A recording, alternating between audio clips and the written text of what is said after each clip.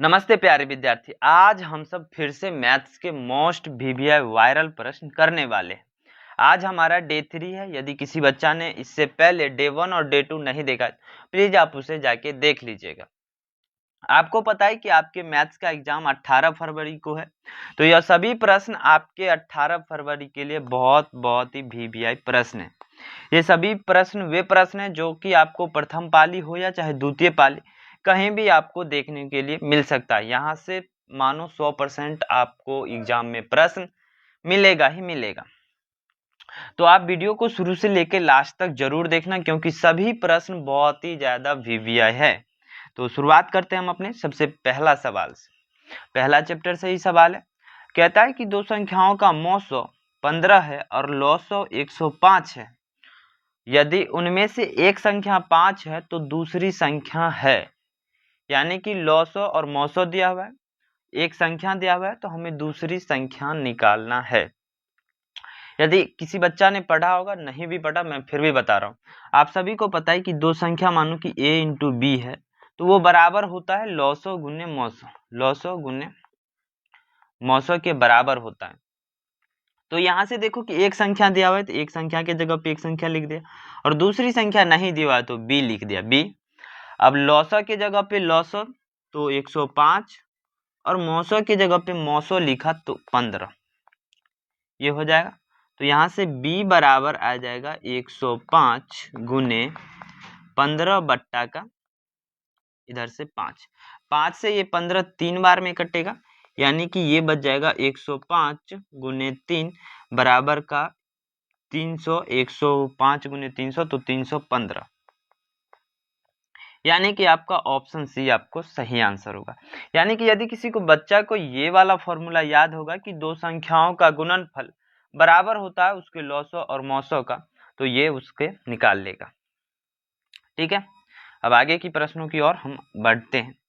दूसरा प्रश्न है 0.375 की P बट्टा Q के रूप में Q का रूप है।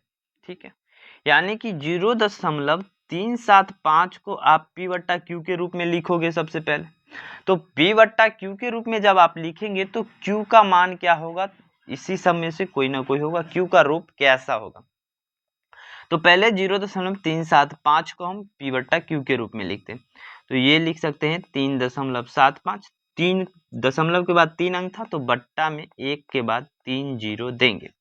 अब हमें क्या करना है कि Q ये क्या होगा, ये बराबर होगा Q के, तो Q का अभाज्य गुणनखंडन करेंगे और इसके रूप में निकालेंगे।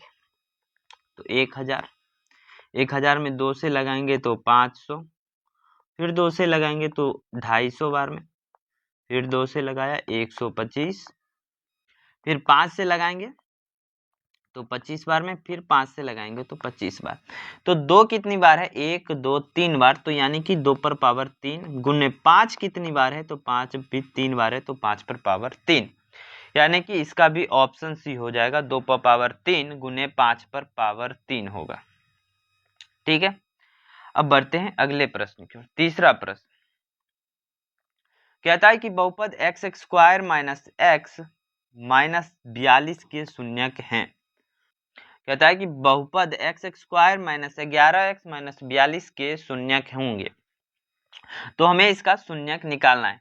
शून्यक निकालने के लिए आपको पता है कि इसको हम दो भागों में बांटते हैं, a गुने c करते हैं। यहाँ से मानो तो a 1 होगा और b बराबर 11 होगा माइनस में, और c बराबर माइनस 42 है।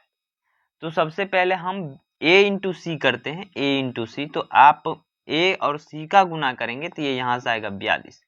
अब 42 को ऐसे दो भागों में बांटना है कि जोड़ के या घटा के, 42 को ऐसे दो भागों में यानी उसका दो ऐसा फैक्टर निकालना है जो कि जोड़ के या घटा के हमें 11 आना चाहिए। तो सबसे पहले मैंने 1 से 42 में भाग लगाया तो ये 42 बार में लगा। जब मैंने 2 से लगाया तो ये 21 बार में लगा। ठीक है, अब देखो यहाँ पे 42 को मैंने 1 में जोड़ा तो 43 आया, यानी कि 11 नहीं आया। 42 में से मैंने 1 किया तो ये भी 41 आया, ये भी नहीं आया। और 21 को 2 में जोड़ा तो 23, और 21 में से 2 घटाया तो 19, ये भी नहीं आया। अब किससे लगाएंगे, तो हम 3 से लगाएंगे, क्योंकि 3 से भी लगेगा। 3 से लगाया तो ये लगा 14 बार, 14 बार में लगा। 3 और 14 को जोड़ेंगे तो ये होगा 17, यानी कि 11 नहीं आया। लेकिन 14 माइनस 3 करेंगे तो ये 17 आ जाएगा। 14 माइनस 3 करेंगे तो ये 17 आ जाएगा। तो इसको हम लिख सकते हैं x, यानी कि हमें यही वाला दो संख्या लेना है। ठीक है, समझ गया। तो x square minus 11x minus 42 को हम लिख सकते हैं x square minus 14x plus 3x। तभी तो ये माइनस में 11x के बराबर आएगा ना, तो माइनस 42 आ गया। अब इसमें से और इसमें से x कॉमन लेंगे तो ये हो जाएगा x माइनस 14। इसमें से और इसमें से मैंने 3 कॉमन लेंगे तो प्लस में 3 है, प्लस तो प्लस 3, x माइनस 14। यानी कि ये एक्स स्क्वायर यहाँ पे नहीं होगा, यहाँ पे x के साथ x स्क्वायर गलत लिखा गया। ठीक है, तो ये हो जाएगा x माइनस 14 गुने x प्लस 3। अब यहाँ से आप x का मान निकालेंगे तो एक आएगा 4 और एक x का मान निकालेंगे 14 होता ना यहाँ पे 14, तो ये हो जाएगा 14 और एक x का मान निकालेंगे तो ये आएगा माइनस का 3, यानी कि माइनस 3 और 14 इसके दो शून्यक है, तो ऑप्शन बी आपका सही आंसर होगा। समझ गए आप। अब बढ़ते हैं अगले प्रश्न की ओर। ये प्रश्न है, कहता है कि निम्नलिखित में से किस द्विघात बहुपद के शून्यक -2 और 10 है। एक तो ये भी है कि आपके पास -2 को सभी समीकरण में रखो, फिर 10 को रख के देखो, यदि दोनों को रखने पे यदि जो समीकरण 0 हो जाए वही उसका बहुपद होगा, वही उसका शून्यक होगा। या फिर एक और तरीका है आपके कि ये देखो x square minus alpha plus beta into x plus alpha into beta, ये भी एक तरीका है।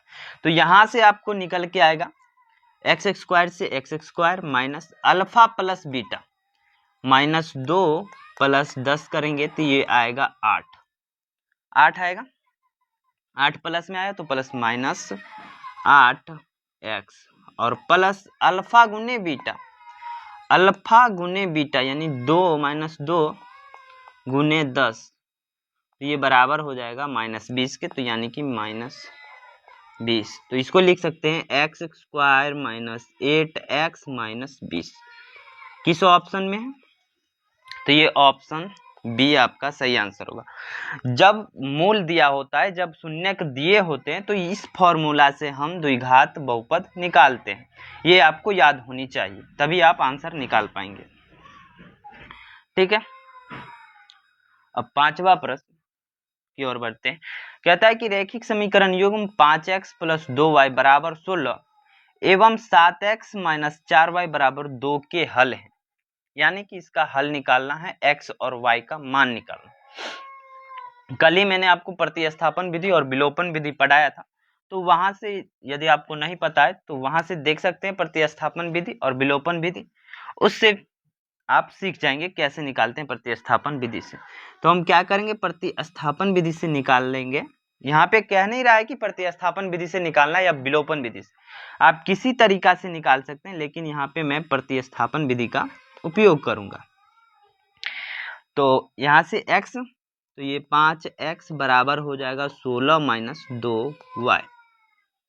प्रतिस्थापन विधि से अच्छा होगा कि यहाँ पे विलोपन विधि लगा दिया जाए, कोई बात नहीं, यही रहने। तो x बराबर हो जाएगा 16 माइनस 2y बट्टे का 5। अब इस x का मान हम इस समीकरण में रखेंगे 7x माइनस 4y बराबर 2।